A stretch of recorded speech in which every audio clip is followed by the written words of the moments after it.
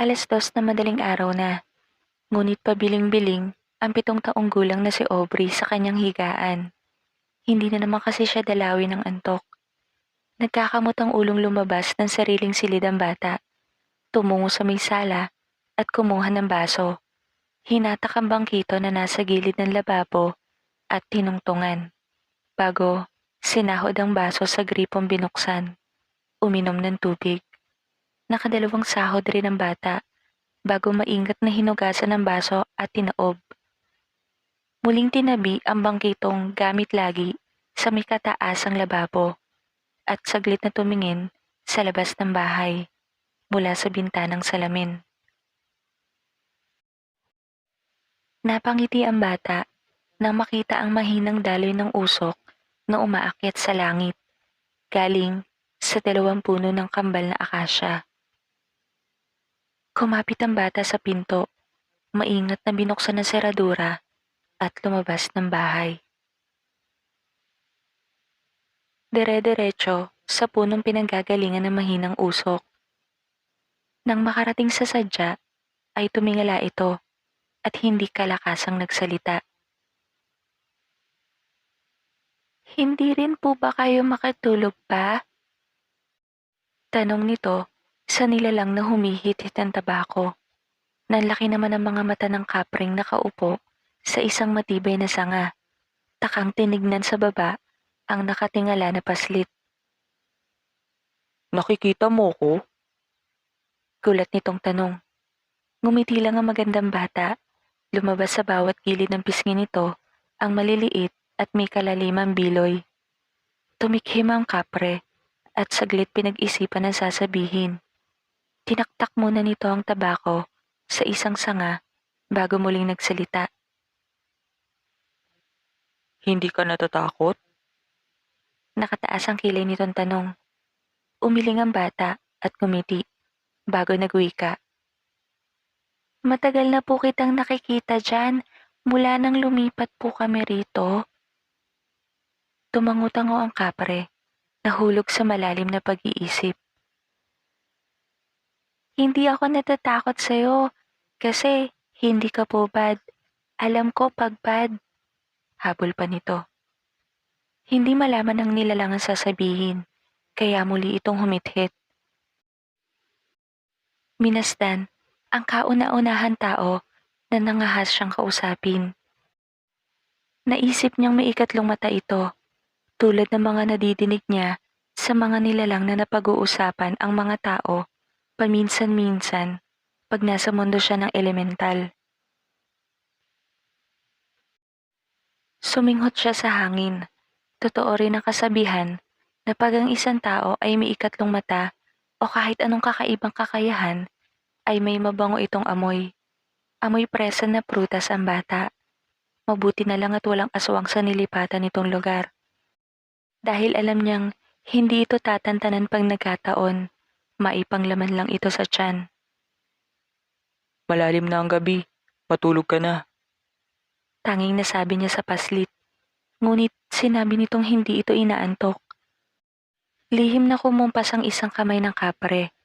Saglit lang, humikab ang paslit at namungay ang mga mata. Sige po. Sa sunod po magkwentuhan po tayo ha. Bye-bye po. Paalam nito bago naglakad pabalik sa bahay. Hiniling ng kapre ang ulo at hinatid tanaw ang batang babae.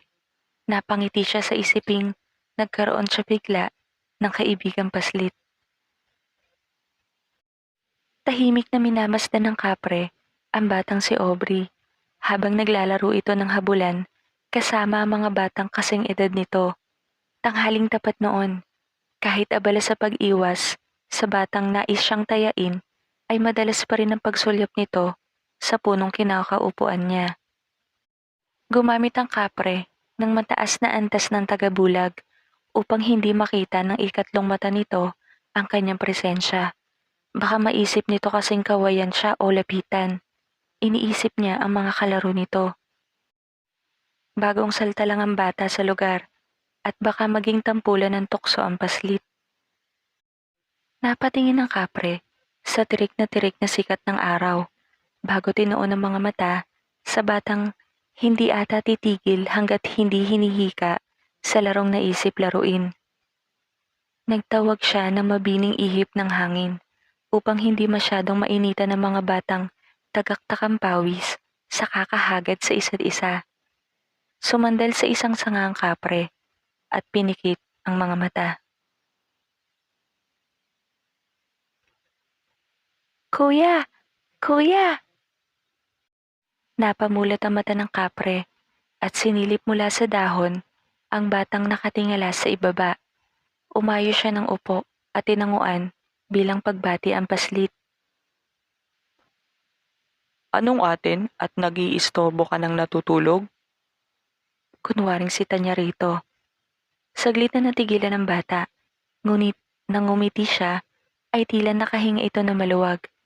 May inilabas ito mula sa bulsa ng short na suot at hinagi sa kanya na agad namang nasalo ng malapad niyang mga palad.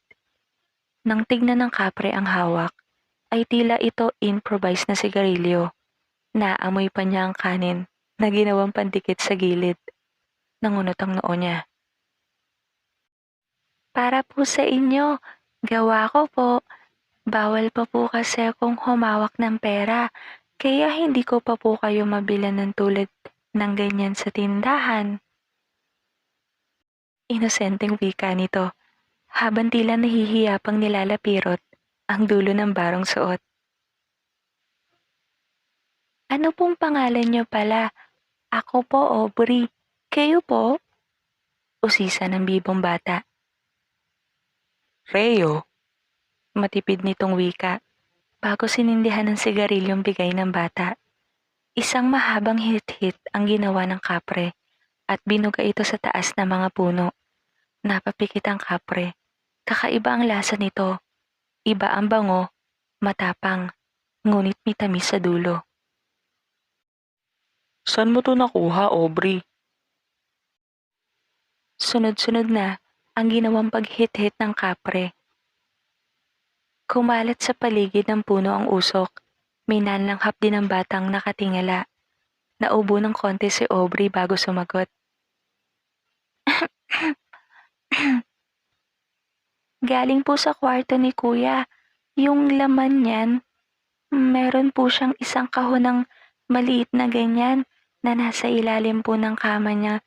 Doon niya nilalagay. Ginagawa niya pong sigarilyo yan pag wala si Mama at Papa. Minsan sa likod ng house siya nag-i-smoke.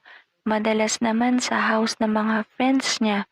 Ayaw kasi nila Mama na nagkaganyan siya eh. Mahabang paliwanag nito. Sinuri ng kapre ang pinakabalat ng sigarilyo na bigay ng bata. Yan naman papel po, galing sa last page ng Bible, yung walang sulat. Sabi kasi ng isang friend ni Kuya, matamis daw yung papel nun eh. Nagsisigarilyo rin po kayo kaya ginawan ko po kayo na isa. Huwi ka nito. Muling napaubo ang bata. Saglit nitong minasahay ang leeg. Bago humiga sa lupa. Napadungaw ang kapre sa ginawa ni Aubrey. Tinanong kung ba't ito humiga sa lupa. Nangangalay na po kasi yung leeg ko kakatingala. Ang sakit na po eh. Reklamo nito. Napangiti ang malaking nilalang. Muli, sunod-sunod na ginawang paghit-hit sa sigarilyong gawa ng bata. Maya-maya ay nagwika ito. Kuya, ano nga po ulit pangalan niyo? Namumungay ang matang tanong ng bata. Reo, Tipid muli nitong sagot. Bago muling humithit, naubo muli ang bata sa nalalanghap na usok.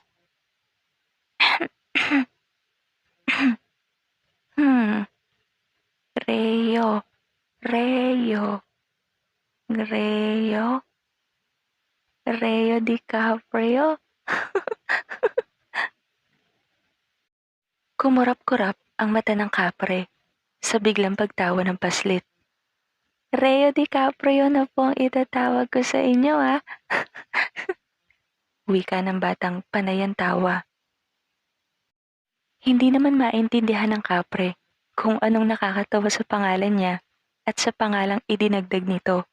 Ngunit sa hindi niya malaman dahilan ay tumatawa na rin siya habang pasalit-salit ang hit-hit sa paubos ng sigarilyong binigay ng paslit.